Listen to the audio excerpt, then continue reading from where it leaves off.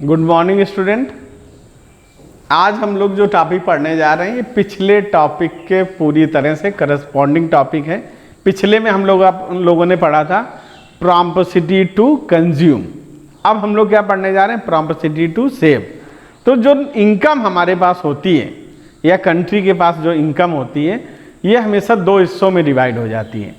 एक हिस्सा इसका किस में जाता है, कंजम्पशंस में, और एक हिस्सा जाता है सेविंग में। तो कंजम्पशंस वाले हिस्से को ही हम लोगों ने प्रॉम्पसिटी टू कंज्यूम के रूप में पढ़ा था, और जो सेविंग वाला हिस्सा है उसको प्रॉम्पसिटी टू सेव के नाम से पढ़ेंगे। हम लोग इसको सबसे पहले आए तो उसके पहले हम लोग सेविंग फंक्शन देख लेते हैं।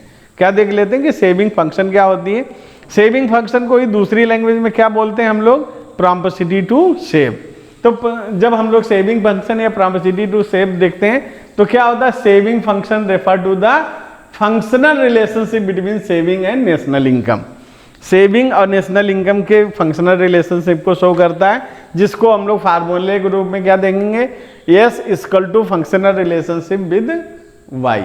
वाई का मतलब यहाँ पर आप देख लोगे, यस किसको रिप्रेजेंट कर रहा है, सेविंग को। वाई किसको रिप्रेजेंट कर रहा है, नेशनल इनकम को। और एफ किसको रिप्रेजेंट कर रहा है, फंक्शनल रिलेशनशिप को। तो यहाँ पर ये टर्म हम लोगों ने देखा। इसको हम लोग अगर एक उसके साथ में देख लेते हैं, शेड्यूल के साथ में देख लेते हैं, शेड्यूल के साथ में देखते हैं तो शेड्यूल तो आप लोगों को बड़ा एक्सपीरियंस हो गया है पीछे देखते हुए कि पहले क्या बनता है वाई, फिर क्या होता है सी, फिर अब केवल एक टर्म नया बढ़ गया। क्या बढ़ गया, यस।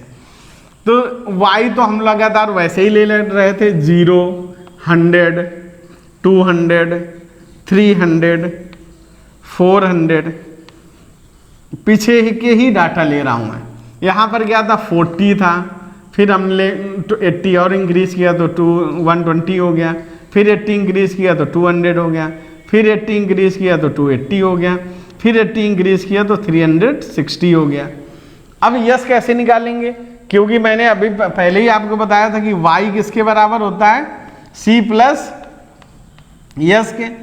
तो इसको अगर फार्मूले में कन्वर्ट करेंगे तो यस किसके बराबर होगा, y माइनस सी।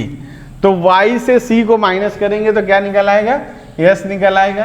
तो इसको अब एक एक करके आप लोग क्या करोगे, माइनस करोगे। तो 0 से -40 किए तो -40 आ गया, 100 से 120 किए तो -20 आ गया, 200 से 200 किए तो 0 हो गया, 300 से 280 को माइनस किए तो कितना आ गया, 20 आ गया, 400 360 किए तो कितना आ गया, 40 आ गया। तो ये हमारे पास एक किसका डाटा आ गया। तो पहला क्या किया, 0 से 40 को माइनस किया तो -40 आ गया, 100 से 120, क्योंकि अभी क्या बताया था, यस निकालना हो तो y से किसको माइनस करना है, c को। तो 200 से 200 किया 0, 300 से 280 माइनस किया 20 आ गया, 400 360 माइनस किया तो क्या कितना आ गया, 40 आ गया। तो ये हमारे पास क्या आ गया, शेड्यूल। तो इसी तरह अगर इसका डायग्राम अगर हमें बनाना हो ये शेड्यूल के बाद, तो डायग्राम बनाने में फिर वही सेम चीज़ें, x 0 y, बस इसमें क्या होगा, तो सेविंग लाइन हमें बनानी होगी। कंजम्पशन लाइन जितने ऊपर से बनती थी सेविंग लाइन उतने, क्योंकि जितना कंजम्पशन पॉजिटिव में होता है सेम उतने ही पहली बार सेविंग माइनस में होती है। तो इसको यहाँ से माइनस से हम लोग स्टार्ट करेंगे तो ये सेविंग लाइन बनेगी। क्या बन जाएगी, ये सेविंग लाइन हो जाएगी। ये जो पॉइंट होगा इसको फिर वही आप सबको याद होगा, ब्रेक इवन पॉइंट कहते हैं। ब्रेक इवन पॉइंट इसको क्या बोलते हैं, ब्रेक इवन पॉइंट। इस पॉइंट में क्या है, यस इक्वल टू 0, सेविंग किसके बराबर है, 0 के बराबर है। इसके नीचे क्या है, माइनस सेविंग है। इसके ऊपर क्या है, यहाँ पर ये जो पूरा एरिया है प्लस सेविंग है। तो ये डिस सेविंग हुई, ये 0 सेविंग हो गई, और ये क्या हो गई, पॉजिटिव सेविंग हो गई। तो तीन इसके पार्ट बन गए। तो इस तरह से इसको हम लोग रिप्रेजेंट कर सकते हैं, और इस तरह से इसको आप देख सकते हो।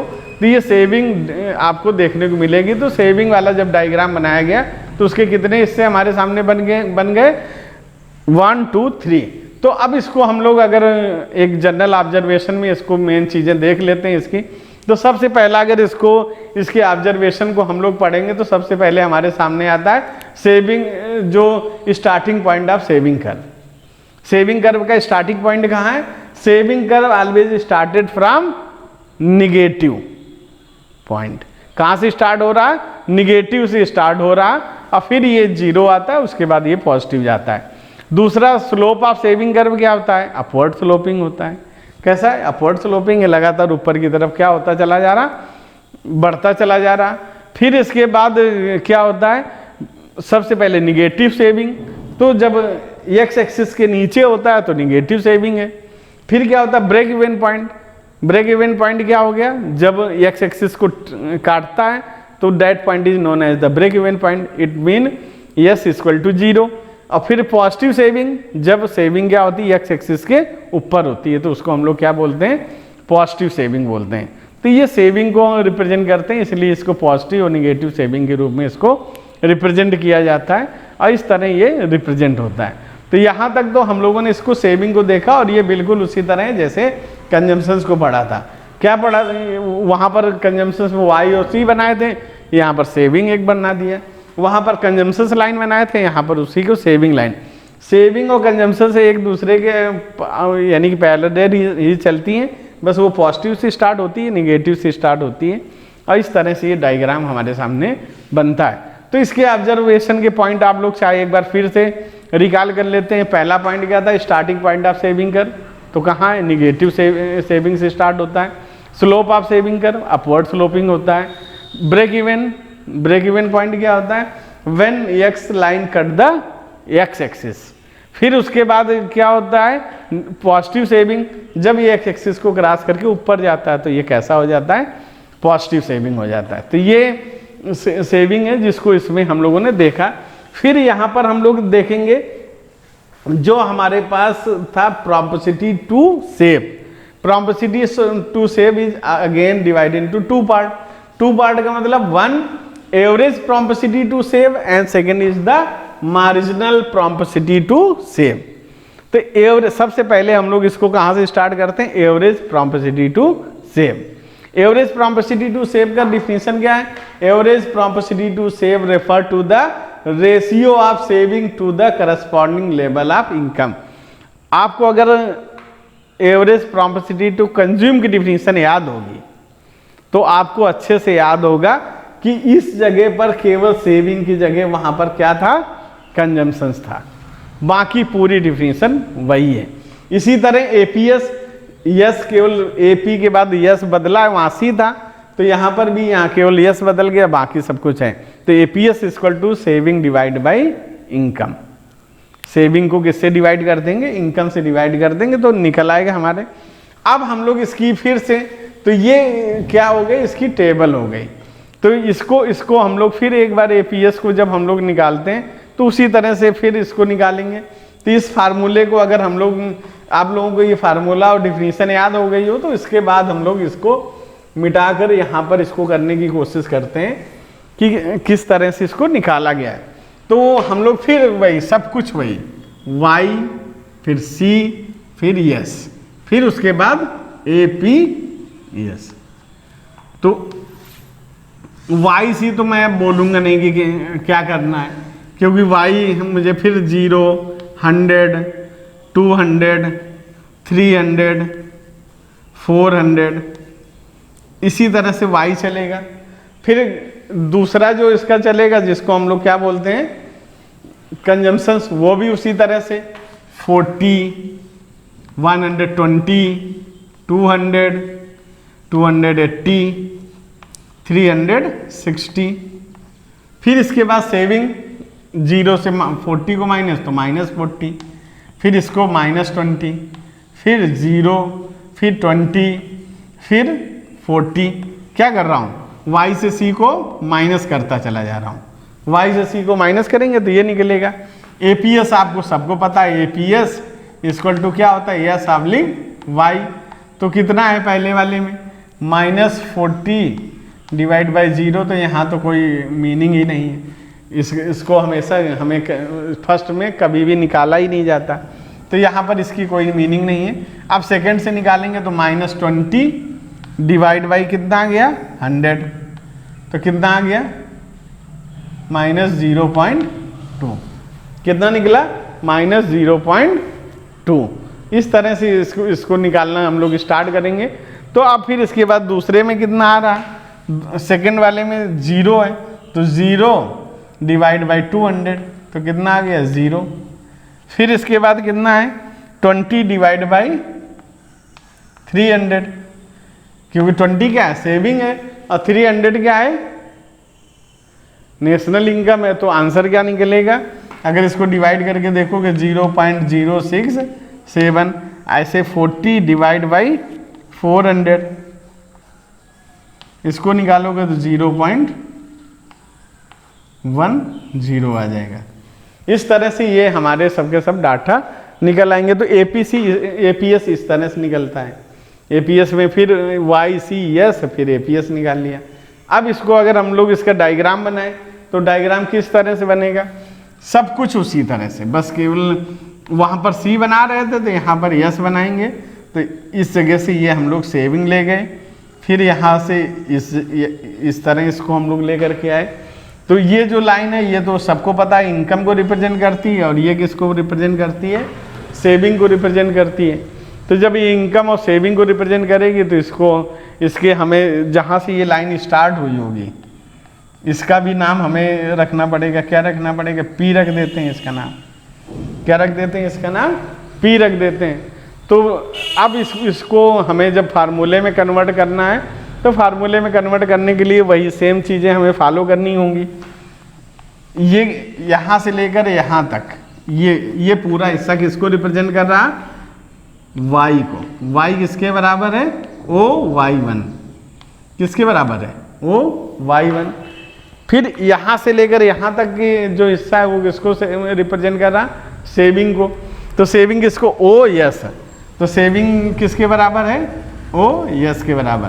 तो एपीएस अब फिर लिख दिया हमने, एपीएस इस क्या हुआ, S equal to Y. S किसके बराबर है,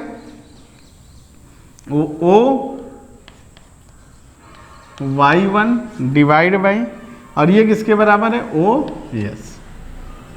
तो ये हमारे पास ये निकल आया। तो ये शेड्यूल इस तरह से बनता है, डायग्राम इसका इस तरह से क्रिएट होता है। अब इसके अगर हम लोग मेन पॉइंट को फिर डिस्कस कर लें तो हमेशा क्या, APS can be never be 1 और मोर देन 1।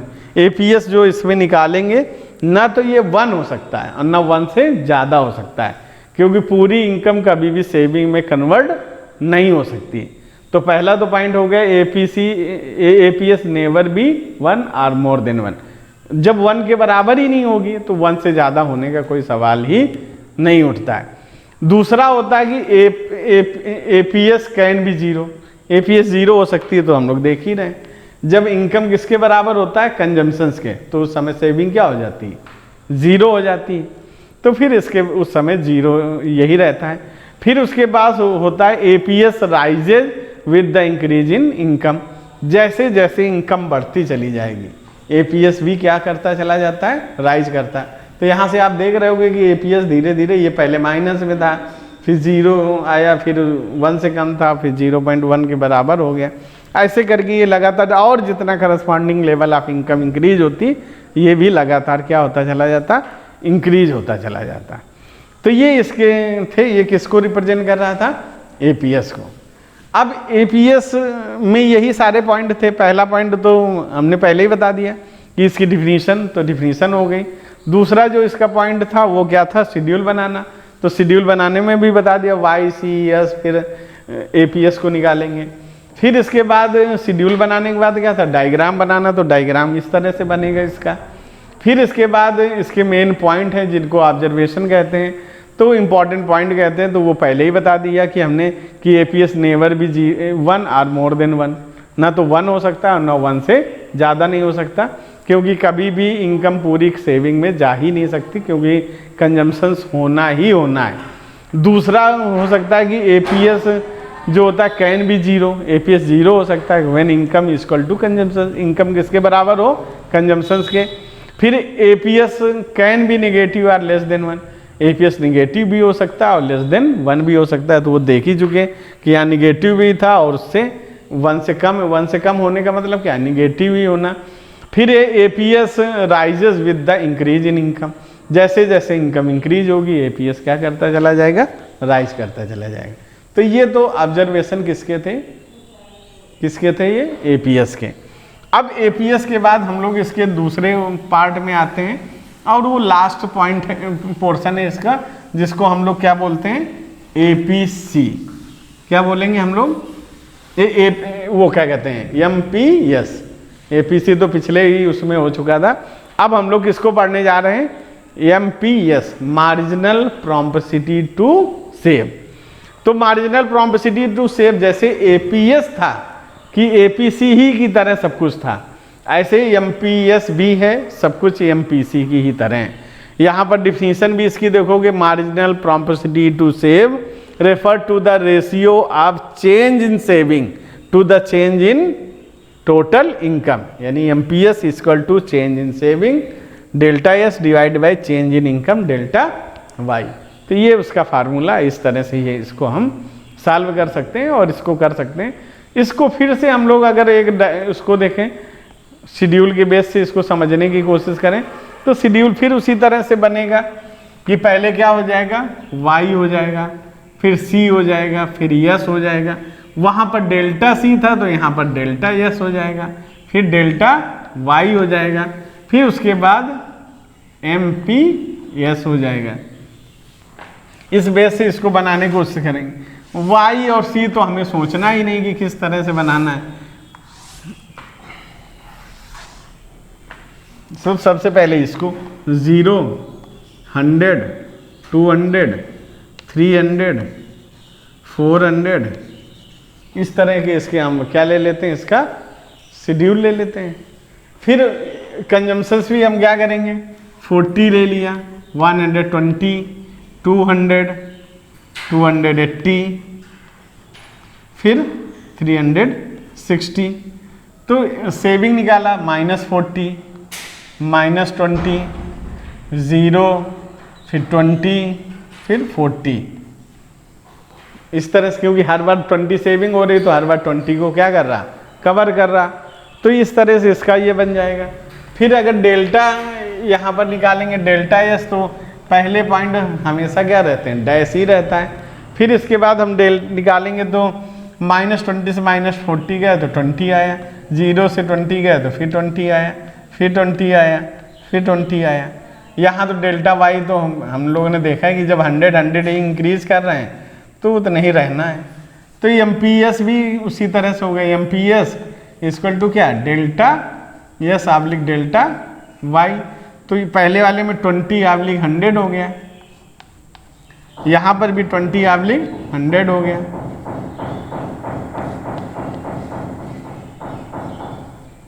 यहाँ पर भी 20 आब्लिक 100 हो गया, 20 आब्लिक 100 हो गया। तो हर एक में क्या निकल रहा, 0.20, 0.20, 0.20, 0.20। इस तरह से क्या निकल आएगा, एमपीएस निकल आएगा हमारे पास। जब ये इस तरह से इसको एमपीएस निकाला हम लोगों ने, तो एमपीएस के अब हम लोग डायग्राम इसका बना के देखेंगे। डायग्राम जब भी बनाएंगे तो डायग्राम भी उसी तरह से जैसे हम लोगों ने किसका डायग्राम बनाया था, एमपीसी का, उसी तरह से इसका भी डायग्राम बनेगा। बस वहाँ सी लाइन थी, यहाँ पर क्या हो जाएगा, कंजम्पशन लाइन की जगह सेविंग हो जाएगी। तो अभी हम लोगों ने जो पिछला डायग्राम बनाया था उसी डायग्राम के सेंस में इसको देखते हैं। तो उसमें क्या हुआ था, सेविंग जब हम लोगों ने स्टार्ट की तो माइनस से स्टार्ट हुई थी इसको, तो इसका पी नाम रख दिया। अब यहाँ से हम लोगों ने एक लाइन ड्रा की, ये तो वाई थी और ये क्या था, सेविंग था, तो इसका y1 नाम रख दिया। और इसका नाम क्या रख देते हैं, C1। फिर इसके दूसरी लाइन ड्रा की, क्योंकि जब हम लोग रेट ऑफ चेंज निकाल रहे हैं तो हमें दूसरी भी ड्रा करनी पड़ती है। तो इस तरह ये 2 लाइनें हम लोगों ने सेविंग के लिए ड्रा कर ली। अब इसमें बिल्कुल उसी तरह से कुछ इसमें सोचना ही नहीं, यहाँ से यहाँ तक जो चेंज है इसको डेल्टा वाई बोलते हैं, यहाँ से यहाँ चेंज है इसको डेल्टा सी बोलते हैं क्योंकि सी, तो डेल्टा सी हमेशा C1 C2 के बराबर है, और ये किसके बराबर है, Y1 Y2 के बराबर है। तो डेल्टा सी किसके बराबर है, C1 C2, और डेल्टा Y Y1 और Y2 के बराबर है। तो MPC क्या हो गया, MPS क्या हो गया, MPC नहीं सॉरी, MPS किसके बराबर हो गया, तो MPS था delta S oblique delta Y। यहाँ पर जो हम लिख गए ना, ये C नहीं है, क्या ये सेविंग है, यस है। वो कंजम्पशंस पढ़ाने के बाद बार बार कंजम्पशंस ही वर्ड याद आ जाता है।